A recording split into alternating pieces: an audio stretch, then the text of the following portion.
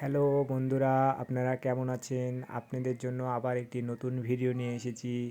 এবারের ভিডিওর বিষয়বস্তু হলো যে গাছ রোপণের পরবর্তী 7 দিন কি কি ব্যবস্থা গ্রহণ করতে হবে।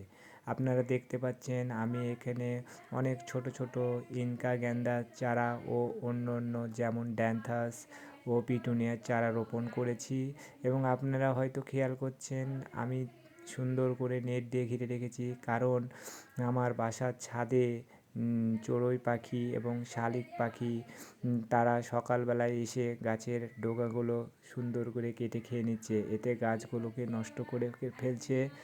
যার জন্য আমি সুন্দর করে নেট দিয়ে ঘিরে রেখেছি যাতে কোনো পাখি আক্রমণ করতে না পারে।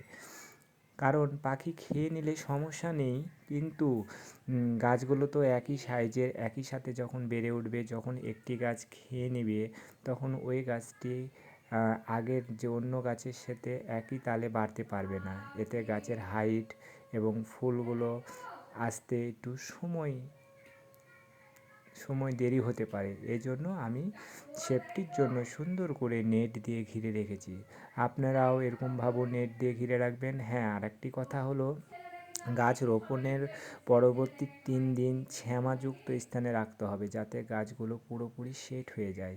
হ্যাঁ, আপনারা দেখছেন আমি কিন্তু সুন্দর যেসব স্থানে ছাদে যেসব স্থানে শ্যামা থাকে, অন্তত একবেলা শ্যামা থাকে, সেই সব স্থানে টবগুলো রাখার চেষ্টা করবেন। এতে গাছগুলো পুরোপুরি সেট হয়ে যাবে এবং যখন পুরোপুরি সেট হয়ে যাবে তখন প্রপার সানলাইটে আপনাকে গাছগুলোকেও স্থানান্তর করতে হবে।